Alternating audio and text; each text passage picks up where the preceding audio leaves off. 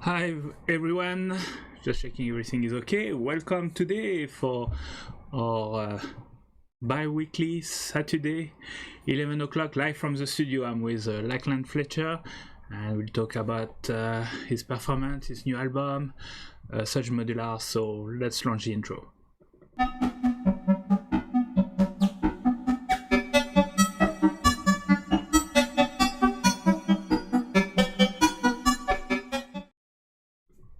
Hi everyone, I'm with Lachlan today. Hi Lachlan, how are you doing? I'm well, how are you, Frank? Doing well. Alright, let me do a little bit of the news. Alright, changing things. Moving this stuff away. Where is it? Alright. Hi everyone, who do I see on the chat? I see Carson is here, Alphaster, Schmuster, Carnalex, Kako Guzman Music. Well, Malarkey has joined us, Next Expanse, peronosphora, Special Lux. Welcome everyone, that's going to be an awesome show. So first, a little bit of the news. You know my website, pitchymango.org. Please check it. I've got also to thank all my supporters. I got a couple of more. It's $20 a year. It's kind of my Patreon. You can have it on Bandcamp. Allow me to do this show, release some music, and etc. Talking about releasing music, I've got the album To The Star, which was available to my Bandcamp subscriber right now, but is dropping for everyone on this Thursday. So if you want to join the fun, it's this Thursday. Speaking of which, so I did a kind of a little preview. I took the first track, I did some 360 stuff. Here we go. I think that should play. So it's a 360 environment, so with the music, and you can move things around and look around, and it's trippy. So have a check on YouTube. Let me stop it. It's in ambisonic, so wear your headset and everything's move around. So here is a link to the video, and that's just a little extract of the first track. The complete track have been posted for my Bandcamp subscribers. So another reason for you to become a subscriber is to view the full track, and I'm going to do some more tracks like this as we go. The full public release will be in May on all your streaming platforms. And in April, next Thursday also I will release it on Surround Music 1, so you can get it in 5.1 or quadraphonic files from Surround Music 1. It's a nice site. There's a few quadraphonic 5.1 release, so if you want to check it, this is a place to release digitally in more than 2 channels. Alright, next, what's next? We had that peak, so let me put the right link for peak. I've got an easy link. So we had that peak this Wednesday, which was with Forestine and 6502, and it was really awesome. You can watch it again, so check it out. Oops, sorry, technology. We had also Sonic Sunday, which is on the 3rd of the month. It's via the Sonic Alliance. It's organized by Fez, and I think that was last Thursday. The Bleeds, the Dahlia, it's electronic music, it's quite cool, check it out. Also, it's on Twitch. We had also Resonant Frequency, which was on the April 4th.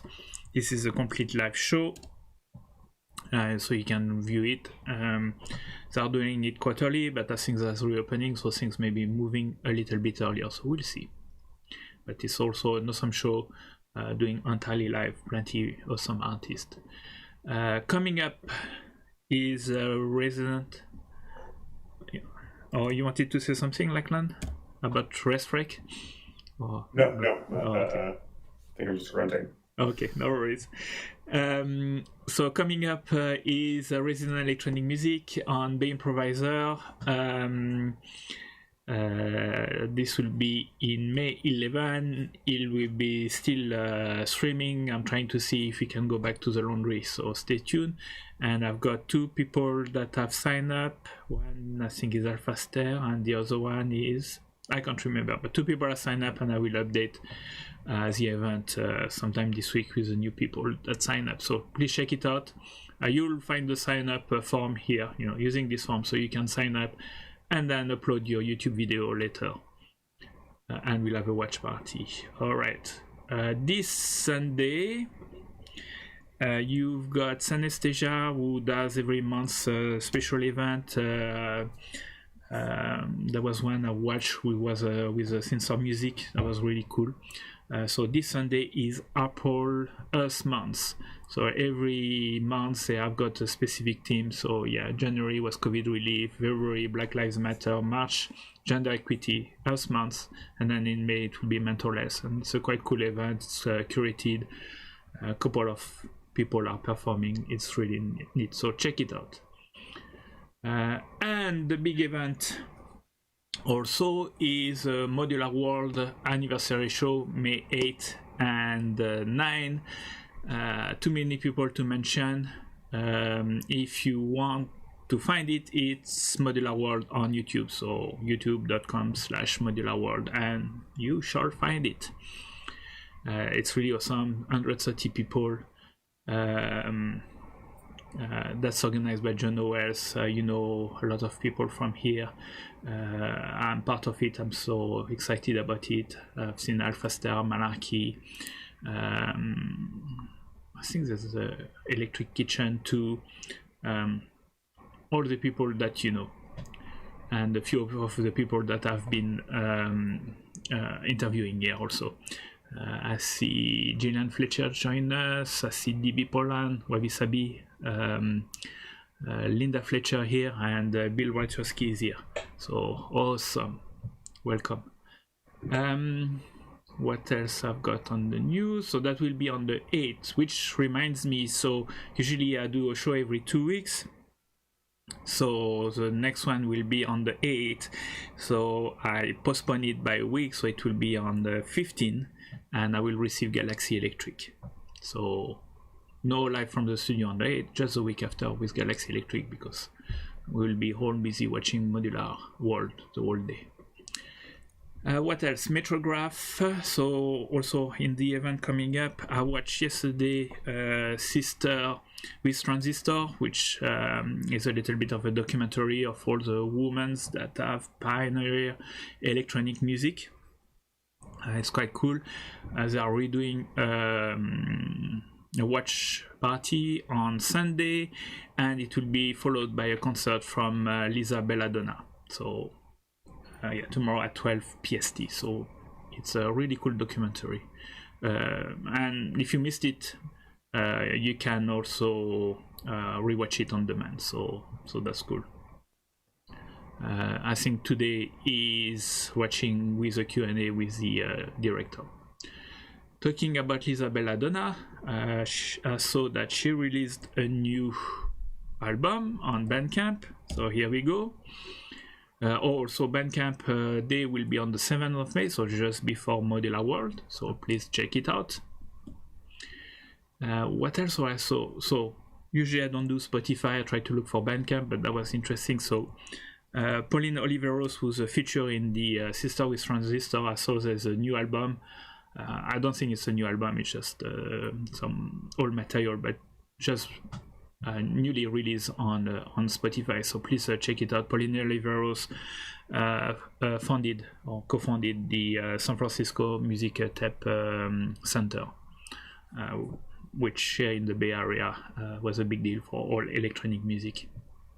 All right, which we arrived to Mr. Fletcher. So let me change everything here.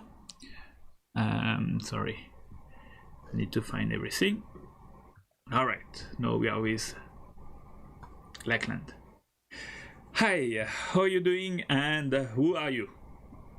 I am okay. I'm very happy to be here. I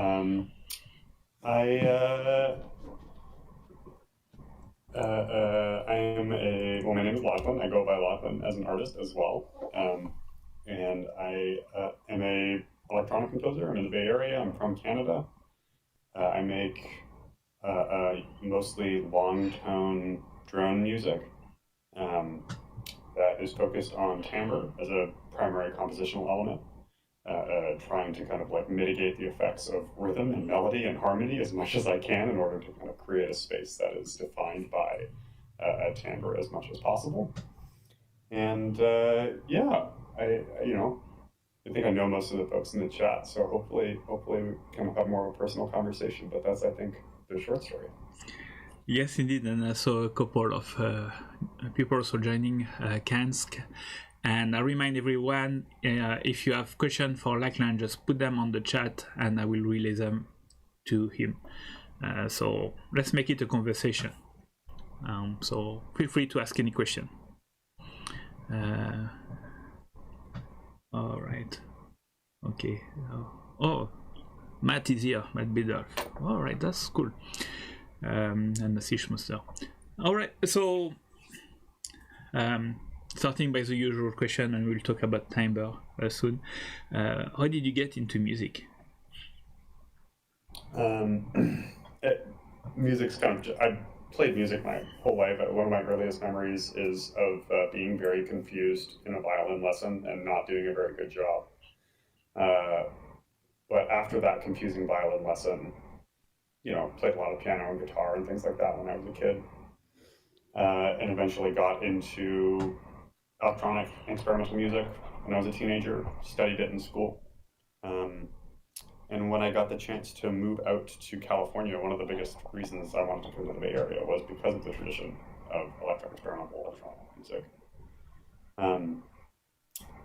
So yeah, I think that there was a pivotal moment in my life where I shifted away from rock music into electronic music and electroacoustic music when I was about 18 or 19. And since then, I've kind of been largely following a single train of thought about electronic music. That's cool. So you were your main instrument was violin when you started learning? No, oh my God, no. I remember, I think I was 4 years old and I was in this violin lesson. And I remember standing there in a room with multiple people and this poor violin teacher who was trying to teach me how to play Twinkle Twinkle Little Star. And I just remember kind of trying to play it and not having any idea what I was supposed to be doing, and it did not sound like Twinkle Twinkle Little Star. The violin was short-lived. I took up the piano shortly after that and played the piano for a long time before dropping that. I've since picked the piano back up, but when I played the piano when I was a kid, played the guitar when I was a teenager, eventually got into synths and drum machines when I was recording myself at home when I was 17 and 18. And things started to get weird for me when I got a cracked copy of Reason 4 in 2005 or 2006. That was when I kind of discovered synthesis. And there was, at that same moment, so getting a cracked copy of Reason 4 and starting to learn how synthesizers work, just guessing based on the interface and Reason, which is awesome. I still think Reason is amazing.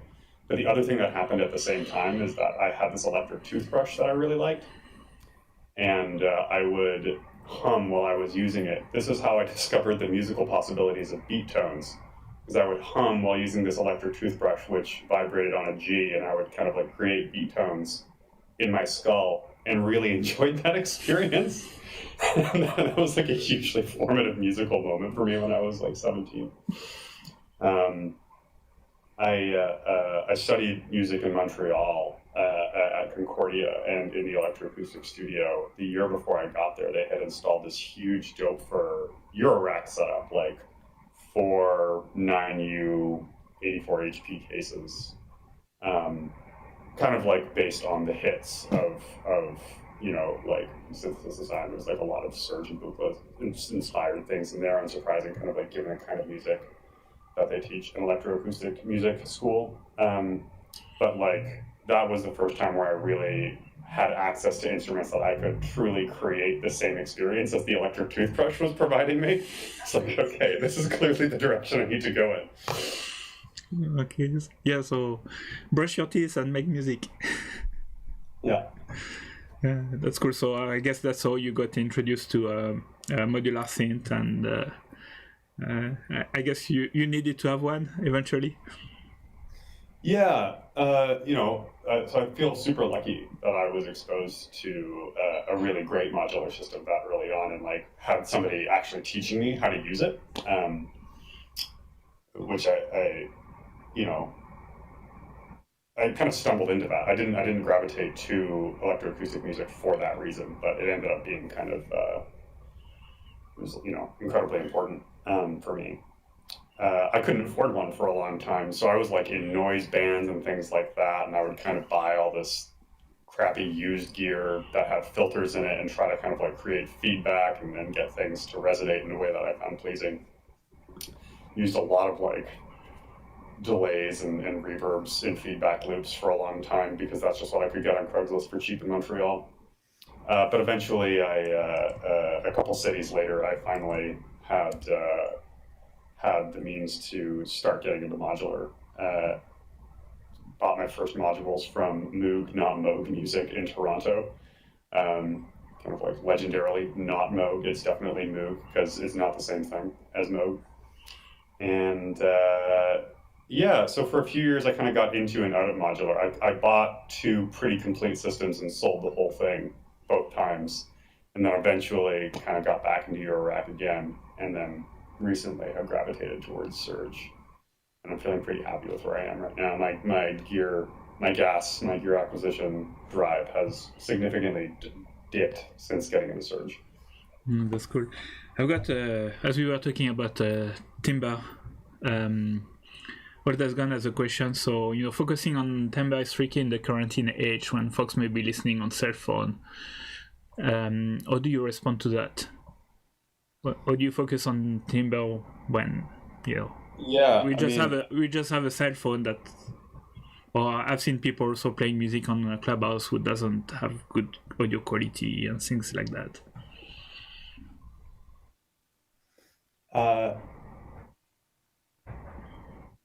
I've thought a lot about this, and my conclusion has been to not think very hard about it. At the end of the day, part of that is that, like, especially with the record that I just put out, it's not only unoptimized in terms of like it's probably not going to work on a cell phone. Also, all the tracks are so like nobody is listening to 17 to 30 minute long drone tracks on a cell phone speaker, probably. So I've just kind of decided to write that off as a priority. And like I will definitely make music where I think about that again. But I think for over the last couple of years, I have been more interested in pursuing what has been artistically satisfying to me than in trying to translate that in a way that like is modeled on the way that pop music is supposed to translate on different systems. That's just what happens to feel good right now. I don't, I'm not saying that that's better or worse by any means. Like, it's just that for me, artistically, it's much more satisfying to kind of like fully lean into this very opinionated, unoptimized way of composing and producing music. I think, I haven't performed very much during quarantine, but one thing that I have been thinking about for this performance and the performance I did a couple weeks ago at Resonant Frequencies was there's probably a number of people who are listening to this on laptop speakers. So I didn't do some of the things that I would do on a huge sound system. So it's not like I'm completely against that idea. And I think that that's an interesting constraint. But I kind of suspect that most people who are really going to engage with the album are going to listen to it on speakers or on headphones, just because of the form that it's in, which is like these really, really long tracks.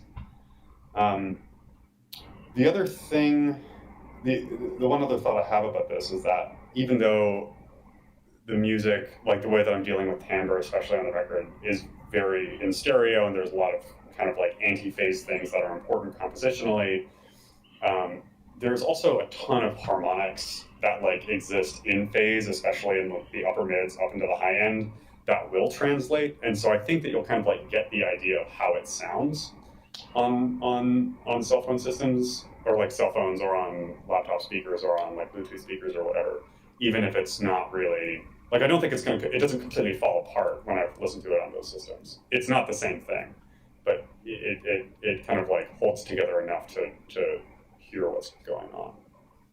So I guess the bottom line is, like, I can answer what I think about this in terms of like the music that I have been working on. I don't think I have a really clear perspective about how to deal with this for anybody else. I think it just depends on what people, like, as an artist, people find satisfying.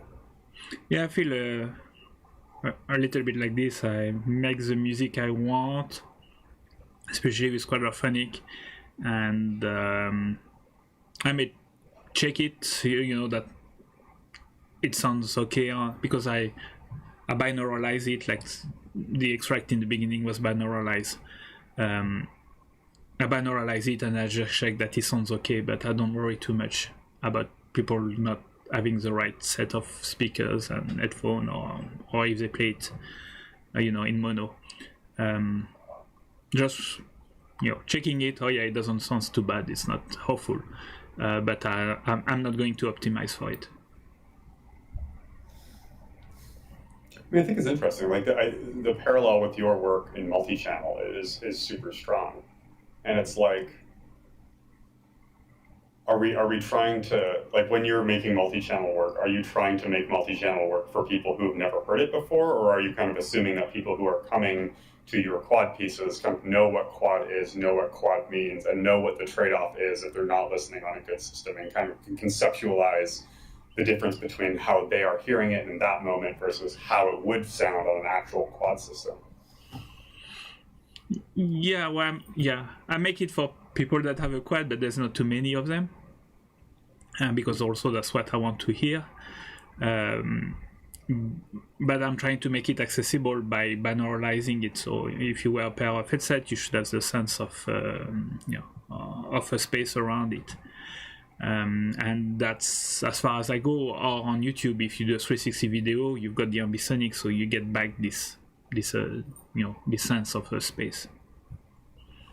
I just saw Schmooster say that they listen through a guitar amp in mono, which is the only pure way to listen to music. If you're not listening to music that way, you haven't ever heard music. That's the only way to do it. In a guitar amp in mono, ideally through like a Digitech reverb pedal. Yes. Listen through a guitar amp mono. Yes. I don't know. I think we've got new technology stuff, and I think it's interesting. Yeah. There was another question. I need to go back. David Portland was asking, what are your favorite module for modulation of timbres? Yeah, that's a really interesting question. I don't have any kind of satisfying answer for that. I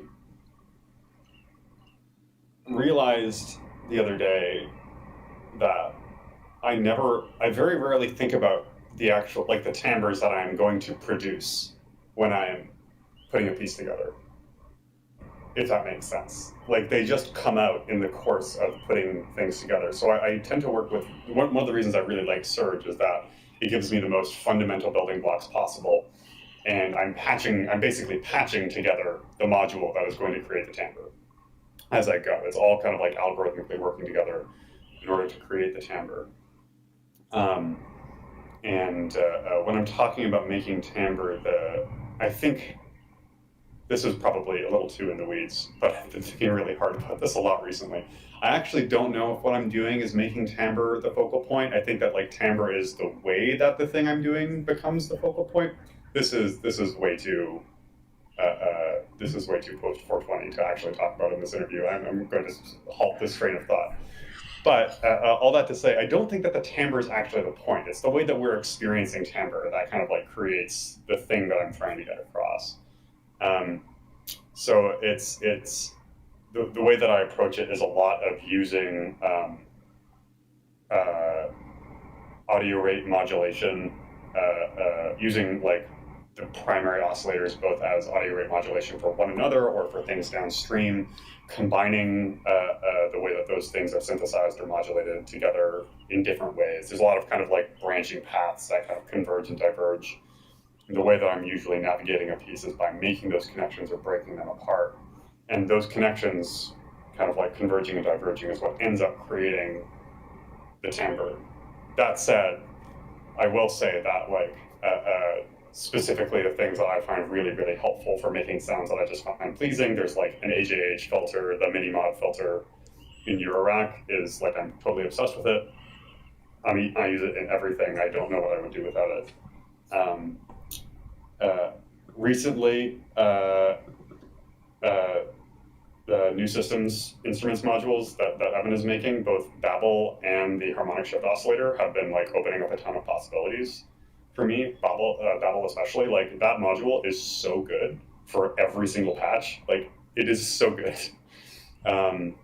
And in Eurorack, the verbose harmonic oscillator is kind of like the core of my system. It drives a lot of what I end up doing. Back in Surge, I use a tiny amounts of the wave multipliers and wave folders a lot of the time in order to create harmonics that can kind of bounce off other signals. But really subtly. I'm kind of not often doing big gestural things with like timbral modifications in the system. Most of the movement is coming from interference and beat tones between audio rate signals. And I see the joke was going on about what's the right way to listen to music. Yeah, what else do we have? Schmuster say he listened to each track in quad separately and then put it back in his head. Yeah, yeah, good. That was cool. I saw also you got a shout out from Alphaster. You mastered this last album, Conjurer. Yeah, everybody should listen to that album. It is. I learned a term from Alphaster when we were talking about it. He used the term portal opening, and it's kind of been stuck in my head as such a great way to describe music. And that album definitely is portal opening. Like, it does something to you when you listen to it. Especially, that is an album that I would also encourage people to listen to on speakers with some bass. It's so good. Yeah, I've listened to it, and I don't have it in the news because it was on the last news. Got released a couple of weeks ago. So, talking with the timbre and this form, you told me also that you work with Doug Liner. Yeah. I remember the event that you did Deep Tish in Auckland. That was quite cool. That was really cool for me because that was after having studied with Doug for a while, and finally getting to perform with him was like, it was kind of personally a big deal for me because I think Doug is amazing. But I got connected with Doug. I knew I was going to get into Surge, and so the first time I talked, he like very graciously just gave me some time and talked me through what I should think about in getting into the system. And then after that, I started taking lessons with him. I knew I had wanted to kind of like study experimental composition after moving to the Bay Area, and I had had a really hard time finding an instructor. Like, I emailed a bunch of people trying to track people down through colleges who might be willing to work outside of the actual institutions or whatever. And it was just tough. That's, I think, a whole conversation. I think it's very related to like middle closing. Like, it feels very related to me, just like the state of education and serious study of electronic music. So luckily, I found Doug, and Doug was accessible, and so we ended up working together, I think, for about 6 months. And Doug, he had such a huge impact on me in that, I'd been performing a lot, lucked out in kind of like getting connected with the resonant frequencies community really early on. And I had, been taking advantage of those opportunities to perform. But a lot of those performances were kind of just like patch explorations. They were not really composed. They didn't really have a particularly strong sense of form or direction. I would just kind of like show up with a patch and make some sounds for a while, and sometimes it sounded good, and that was great. But working with Doug, Doug was so helpful in helping me understand how to manage the complexity on a modular system and turn that into music that felt very composed, that like dealt with thematic material, even if it was very abstract, using the unique possibilities presented by modular and especially on Surge to kind of like develop pieces in my own compositional vernacular. And kind of the thing that we were working on when we were working together is I really wanted to figure out how to take what I had been doing and turn it into a discrete body of work. I think Doug is a great model for that. He put out this album a couple of years ago called Modular Tonalism, which is kind of a manifesto of this way of thinking about creating a specific kind of music on modular synths. So he had kind of developed these techniques for patching melodic sequences that were really coherent, not overly repetitive, and took advantage of the unique possibilities presented by modular in order to develop a specific kind of compositional style. And I was really interested to see if I could do something similar with what I had been doing with timbre. And he kind of, very gently, but also and supportively, he's like a very supportive teacher, but he also has high standards, which is amazing, like held my feet to the fire and figuring out how to actually make compositions out of this stuff that I had been working on. And that's what eventually became interference patterns. Like I couldn't have made the record without working with Doug. It just wouldn't have come together. It would have been it would have felt more like a mixtape or something. I know. So Doug takes a student, I guess, and I saw that I interviewed Sarah Bell Reid and Lightbass also. They do private teaching. For someone who does modular synth, would you recommend to do that? And when is the right time to do that? Or when do what would be your advice? Yeah. This question is like very meaningful to me because professionally I work in adult education too. So not just as a musician, but as an educator, I feel extremely strongly about this. I was having a chat with some folks the other night about how making music on a modular, there's a lot of problems that I think we discuss that we talk about the gear, but I don't think a lot of the problems in terms of accessibility or how to make music that is really focused and artistically clear. I don't think that a lot of that problem doesn't come from the gear. I think that we're working in a musical tradition, an emerging musical tradition that doesn't have a strong pedagogical culture. It's really hard to actually learn how to make music on a modular. There's lots of information floating around, but a lot of the information has to do with how to use specific modules or very, very technical ideas rather than putting the features that modules offer or those technical ideas into musically coherent, layered pieces of music that really have development. And while jamming is really great, sometimes it's nice to go beyond jamming and exploration. And so, the answer to your question, when is the right time to do it? I think that any time is the right time to do it. Right when you're starting, after you've gotten some performances under your belt, if you have a project that you're taking really seriously and want to kind of be pushed to the next level, I think all of the people that you mentioned there, I've heard them talk about the kind of lessons that they teach. They all talk about technique a little bit, when they present themselves as educators, they can talk about technique, but they also talk about creativity and composition. And that is totally the thing, right? Somebody who understands the technical side of the instrument, but can help you take a next step in kind of making your approach to using those things and translating them to music more complex, more nuanced, make things more automatic and musical. And you can always do that, regardless of what stage you're in. If you've never touched a modular before, it's a great time to kind of get those lessons. If you've been doing it for 10 years, like I had been doing, I still found it incredibly useful. So I would just earnestly suggest, maybe instead of buying that next oscillator, go get a couple lessons. I think it'll take you a lot farther than the oscillator will. Yes, yeah, I've seen that, and I think I saw also was watching Laura Escudé. Also, she does a consultation. You can have a 1 hour consultation with her. So that's quite cool. And I think also it's an awesome way to, live out of your music by doing these things. There's a lot of people that want feedback on their music or are figuring it out. And I don't know, 1 hour's consultation with somebody who has at a higher level can unblock you or give you a new impetus.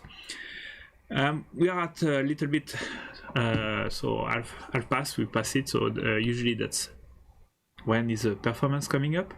You are just checking also on the chat who's there, and if I miss any question, no, not really. I see Fez join talking about new system instruments, so that's cool. And Doug got a lot of kudos, and that shows the his site and the Synapse magazine. It's nice to go back in the past with Synapse magazine and see what was electronic music back then and some of the concepts that still exist today. So your performance, you want to introduce it, launch it, and we talk about it later? Yeah, sounds great. So the performance that we're going to hear was done very much in the same style, like from patching through to kind of like how I approach form, the things on the record, interference patterns, kind of like same line of thought, adding a couple new things. I didn't want to do something exactly the same, so I tried to do a couple new things that we can talk about afterwards. But yeah, jamming out in the surge, trying to keep it concise. You told me 15 minutes. I believe I gave you 15 minutes and 9 seconds. That's cool. Perfect. All right, let me launch it. See you just after, and you can ask all your question. Lachlan is watching the chat, so he'll answer the question in the chat or just after. Let's go.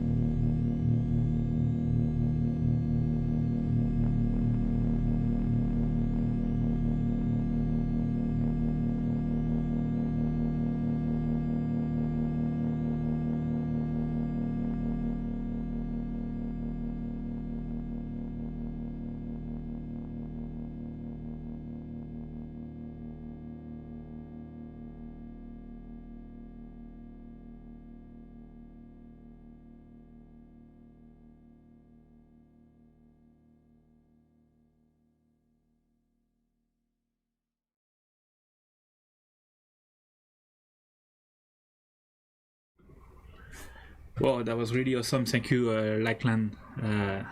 Really nice piece of music drawn. And I see, I don't know, a lot of people were really excited about it. Especially, I don't know, Dylan in the park. Yeah, that sounds like a weird vibe for sure. And I think Schmuster and Bill set up their guitar amp to listen to it. That was really cool. Yeah, so all right, I was filling up. No, it's coming the kudos from everybody. So yeah, maybe I don't know, to start this conversation. I see Fez was asking, what is Surge? What's different from Moog and Buchla? I'm sure that there are better answers to this question, but I can give you my understanding of the history, which is that if Moog and Buchla are differentiated in terms of like Moog is trying to give the tools of synthesis, provide the tools of synthesis to people who play instruments that already exist and work within kind of like established, whatever, quote unquote Western music theory. And Buchla is trying to give the tools of synthesis, provide them to people who want nothing to do with those things, or at least want to kind of like break those barriers or treat them as very permeable, make sound that have nothing to do with established music theories or react to them in new ways. Surge kind of wants to take Buchla and make it, one, more accessible, like literally, make it more affordable, but two, break down some of the kind of design decisions that Buchla has made. So one of the Buchla systems have a lot of abstractions built in. The audio and control voltage signal paths are actually separated. They're kind of protected from one another. So they travel on different cable formats. The CD travels on banana cables, and the audio travels on mini jack cables. And you kind of have to work really hard to combine them. The modules themselves also tend to contain a lot of abstractions, so they're really powerful and they do a lot of complicated things, but you don't have access to a lot of the kind of sub-functions that allow that complexity to exist. So like, you have a complex oscillator, there's a lot of different electronic functions that go into building that complexity, but you can't really control all of it hands-on. You have access to a handful of CD points that kind of act as meta controls over those parameters. Surge's design philosophy was give you access to everything. So rather than move in the direction where you're going to be able to make bananas music by having access to these modules that are very complex, you kind of design the modules yourselves by having access to the core electronic functions. And really early Surge, like there isn't even like the classic Surge module that everybody knows, the dual universal slope generator, which maths or that Bafako Rampage module that those modules can emulate, that's kind of an envelope. Really early Surge doesn't even have those. It has a positive slew and a negative slew, and if you want to have a complete envelope, you need to patch them together to create an envelope. So you have to kind of put everything together yourself, and in doing so, you get a lot of control over each individual component. It's all on banana cables. The audio and the control voltage signal paths are like completely interchangeable. So it is like an ultra modular system. Like none of the components feel like there is a specific way you're supposed to patch them. You don't have like a voice that is implied like you do in Moog, and you don't have these abstracted complexities that are built into Buchla. You kind of have access to everything. So that's maybe a bit of a heady description, but it's kind of like you have access to these core electronic components and you build the functions for modules out yourself through patching.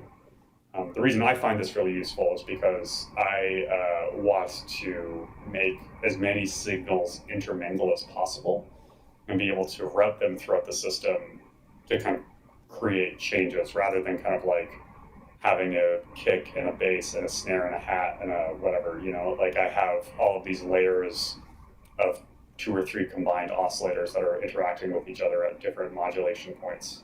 And Surge allows me to kind of build those modulation points and control them really precisely and with a lot of variation from patch to patch, which I cannot do as easily in eurorack. And a bonus question, can you say Surge last name? Yes. Serge. Surge is French. I think, Franck, you should probably say it. I'm doing my best. But... No, his last name. Oh, that's right. It's not his last name. No, I will not say his last name. I cannot and will not. I will embarrass myself, and I just cannot do it. Yeah, so Serge is from Russian origin and lived in Paris and moved to the US. I know he's back in Paris. But yeah, his last name is Serge Cheneretnin, I think. It's very complicated to say. And I've heard him say it, so I don't know how to say it. Carson asks, was Buchla open source circuit designs and Surge was working directly with them? I think that's part of the story. The other part of the story is that Surge came from like hacking radio electronics into musical instruments, and so it was kind of like a lot of the idea about using really low-level electronic functions to build up musical instruments came from his work with like neural radio electronics. Yeah, part of my understanding. So Surge was in a music family. I think his brother is a concertist or something like that, and father and everything. But I think this one, he was in San Diego University. Then he decided to make a synthesizer affordable to everybody by designing his own circuits and making them open to everyone. So I don't know the relationship with Buchla, if there was any, but Buchla was in California. Buchla was in Berkeley. Surge was in San Diego, and then Surge even moved his factory to just across Robot Speak for a couple of years. They must have met and share things. They did meet. The Wave Shaper Media documentary, the interview they did with Surge, he tells the story. I know it honestly unpacks everything I've attempted to say much more clearly anyway, so probably should have just directed to that. So if you look up the Wave Shaper Media Surge doc on YouTube, it's like 15 minutes long. Yes. You'll get the history. I think also you wanted to answer a question from... and I forgot what was the question. Dylan. I saw Dylan ask, like, what did Doug actually teach me? Doug can teach lots of things. I just kind of want to pump Doug up more. For us, we literally never talked about a module ever once. We only talked about composition. So we focused primarily on form. We did talk about techniques for the modular that could give shape to form, but it was not a technical series of lessons. He will do that. I think one of the things about working with Surge is that it kind of gives you a vocabulary to work with any module that people throw at you. So I know he works with people who work with eurorack or who don't work with modular at all. But for us, it was specifically talking about compositional form in modular. That's cool. And also, we didn't spoke too much about what took you to make this piece for the show. What was your inspiration? What you wanted to do? Where did you come from? So I started from scratch with this. I spent so many hours trying to get this piece together I started from scratch, I think, 3 or 4 times. I wanted to do something completely different. I wanted to do something that was like that really contrasted what was on the album, and I just couldn't get to a place that I was satisfied with.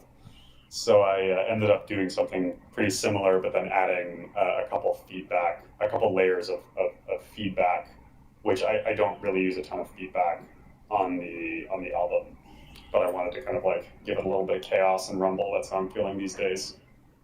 So adding the S2000s, the Metasonic synth in a feedback loop, and doing some feedback within the Surge itself to kind of create some resonance and some kind of like less controlled oomph was part of the piece. But the kind of like core inspiration was it's kind of inspired by that piece Bolero by Ravel, and that it's like one kind of gesture, one theme over and over again, and I'm exploring different orchestration each time I make one specific move on the synth. I don't know if that comes through super loud and clear, but that's kind of like what I was doing to shape the performance. Yeah, that was cool, and I think I saw Carson talking about the treble area, and I guess that was also coming from the Metasonic. Yeah, it's just like that synth just whines constantly. It just makes sounds, and you can't really tell it not to. It just does it. So sometimes, hopefully, it comes across as musical. I was like, it was doing something to me while I was performing the piece, so I kind of left most of it in. Yeah, no, it's interesting sometimes this discovery of the sound that are getting generated, and it's part of putting it all together with everything else. Yes, so also to come back, so yeah, you've released an album, so Interference Patterns, but and I think I put the link, let me put it again. But what are your upcoming projects? Or even, I think if you want to talk a little bit more about this album and where you're going from now. Yeah, so honestly, I'm spending a lot of time learning to master other people's music these days, which I'm just doing for fun on the side. Certainly not at a professional level. That's kind of scratching a lot of my musical itch. I have some wild ideas about things to do next. I'm pretty excited coming out of the pandemic when it's possible to try doing more installation type things, like the Diptych show that Bill performed with me at. Bill put together with me, and Doug performed at. But in terms of just like it takes me a long time to kind of like get to a place where the next project comes up. So I know I'm at the beginning of a long period of experimentation, hopefully with a bunch of performance before I get to whatever the actual next thing will be. I don't work particularly fast like that. It took me years to get to what Interference Patterns was going to be, and I suspect the same thing is about to happen. I've got Lenny who's asking, do you go from a psychological or observing the mind while composing your music? Yes, deeply. I don't know. I know we're coming up on time, so the answer to that question is not a short one, unfortunately. It's okay. We can run over unless you have to go. No, I don't have to go. What I was thinking about a lot while working on Interference Patterns is somebody, a theorist and psychoanalyst whose name is Braha Ettinger, and she kind of built on the work of Jacques Lacan, who is like contentious. We don't need to get into that, but she has this specific idea about how abstract aesthetic experiences affect us, and that was a big part of what I think. Like, I think that timbral music gives us access to that kind of thing that like giant abstract paintings give to us. If you stand in front of a huge color field painting, like a Rothko or whatever, or even like Helen Frankenthaler, and you just kind of like let it wash over you, and it's this kind of, if you've had that experience, I think you probably know what I mean. And timbral music, I experience the same way. Like when I'm performing a piece like what we just heard, like I'm kind of in the same space. And what I've heard Braha Ettinger describe it, she calls it the matrixial border space. This is some deep BS right now. So I want to be careful, but it's this idea that those abstract aesthetic experiences give us access to a space in our psychology that is kind of different and very kind of core, and something that people tend to share. So that I think about that a lot with this kind of music. Yeah, well, yeah, I guess some of the BS, something is happening, and putting it in words or trying to, it's the man inside the machine that we are trying to imagine, and until we can figure it out. But we know something is happening, and then people have got their own interpretation of what's happening, I guess. There was also another project you wanted to talk about, another shout out. Oh yeah. Well, I just wanted to shout out Loudest Warning, who is a like big in the Surge scene, and I worked with him to build one of the Surge panels I was using on performance. One of the other ones was COA, which is Dimitri Slope 114 used to build those in San Francisco. So there's a long story about how I came into that one, and that involves JDN. But I just wanted to call out, if anybody's interested in Surge, check out Loudest Warning. He's amazing.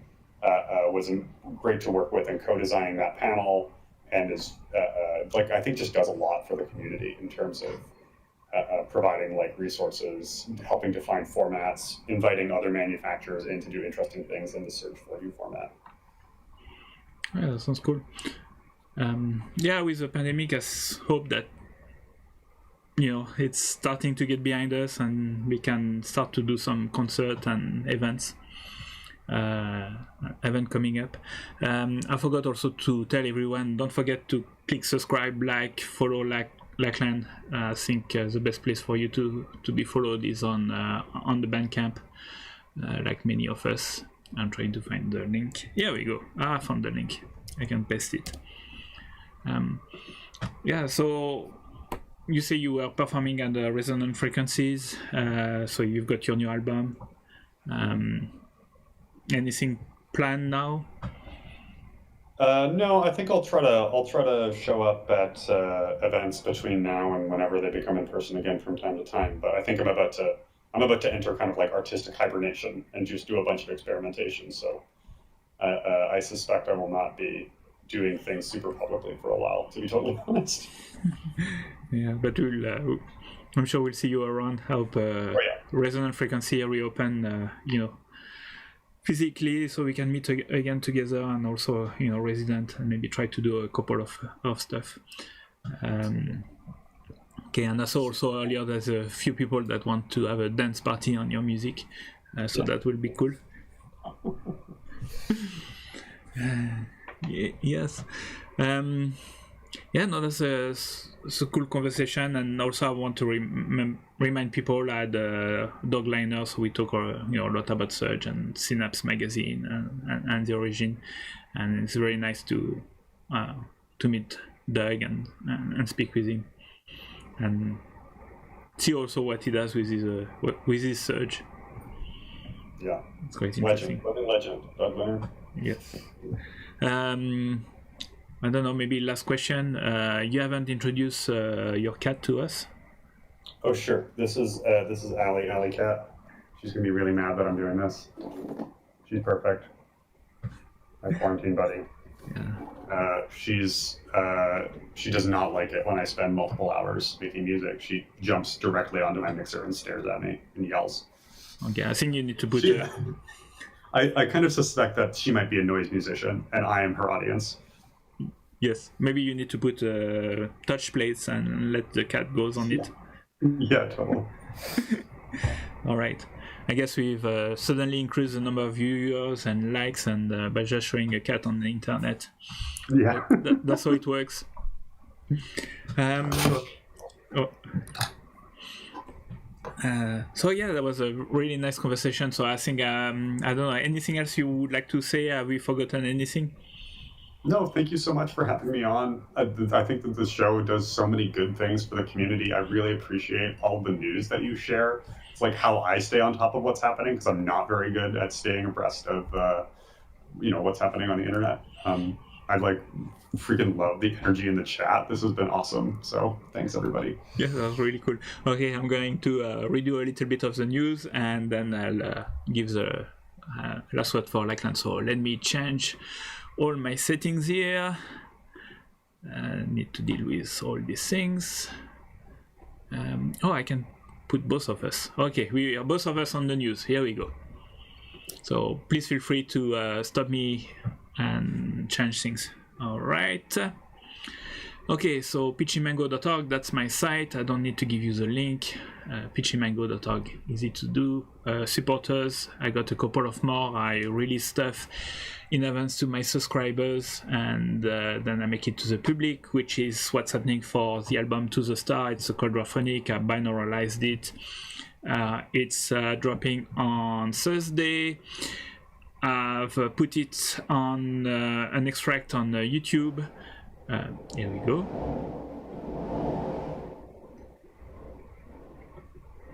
I should change the camera. So I put it on YouTube. It's a 360 environment with ambisonic. The full track is also on YouTube, but it's unlisted, and I gave the link to all my subscribers on Bandcamp. So if you want to find it, become a subscriber.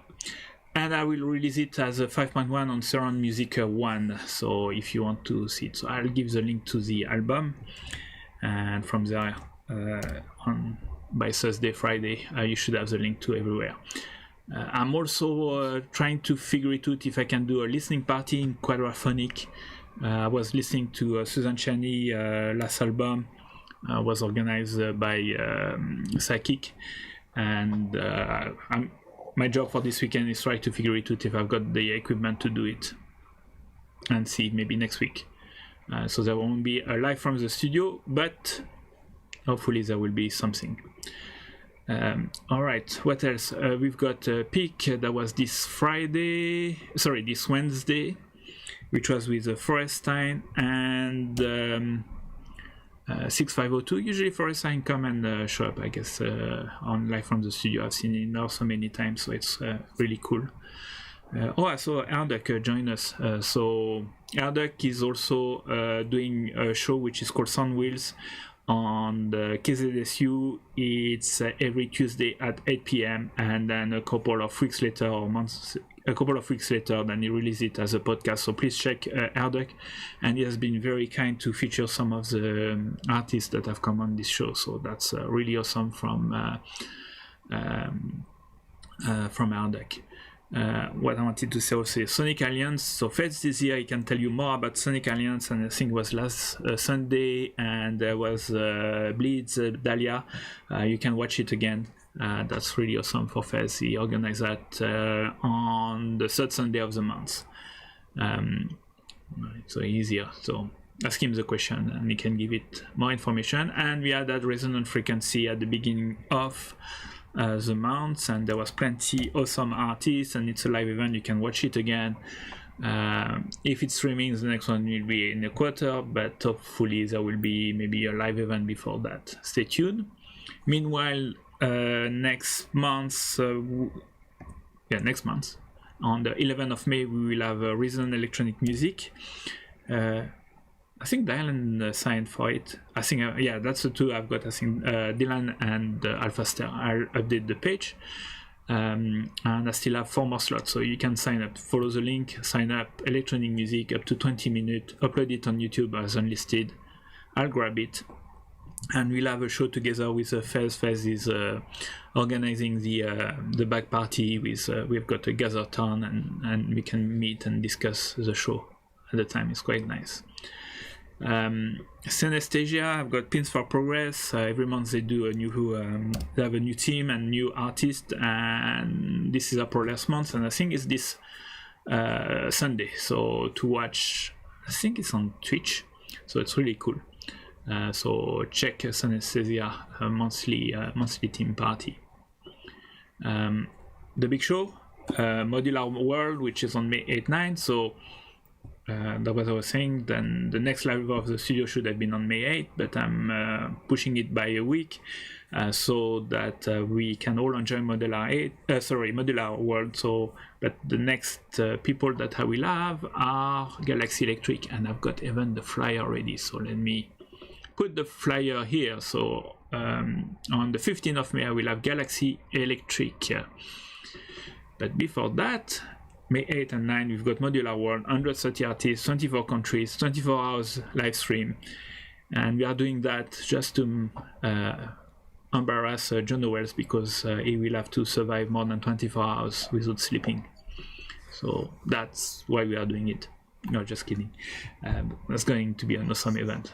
And Modular World started a year ago due to a pandemic, and that's been a really awesome feature every month, 3 artists interview. I watched yesterday Sister with Transistor, so it's available for US people on Metrograph, and tomorrow, well, today there's a watching again with Q&A with the director, and tomorrow there's another watching and with a live concert with Lisa Belladonna. So if you are interested, it's quite cool. It's all about all the pioneer of electronic music.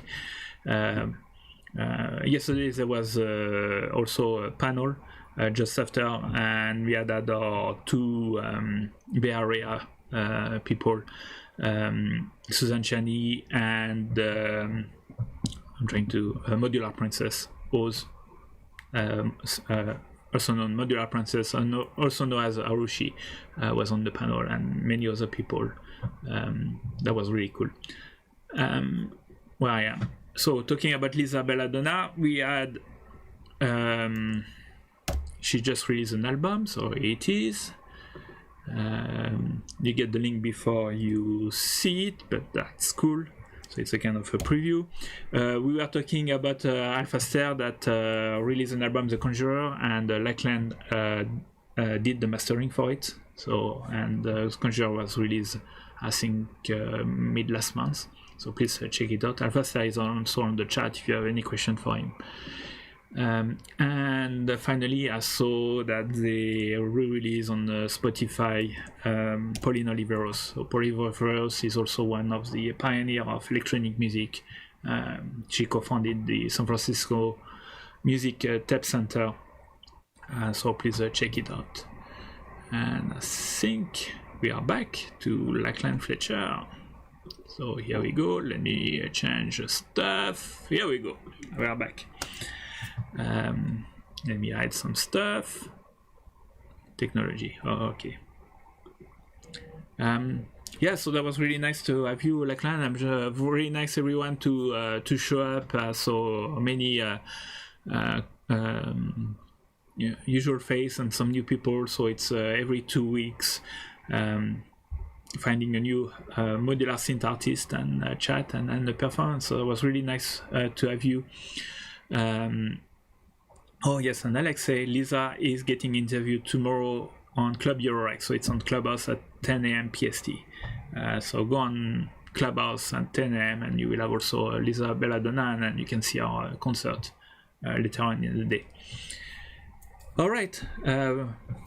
It was nice to spend this Saturday morning with you, Lachlan. That's right. This was amazing. I don't know. Give us a word for the end and a launch the outro. And people don't forget to subscribe, like, go on Bandcamp, go to Lachlan's page on Bandcamp, and please follow him so you can keep updated about all his music endeavor. Lachlan, it's up to you. Yeah, I mean, I think what we've learned is that we all need to sell our stereos and buy PV practice amps, and that's the new hi-fi. Totally. Thank you very much, everybody. See you in 3 weeks, and before that on some other show. Take care, everyone.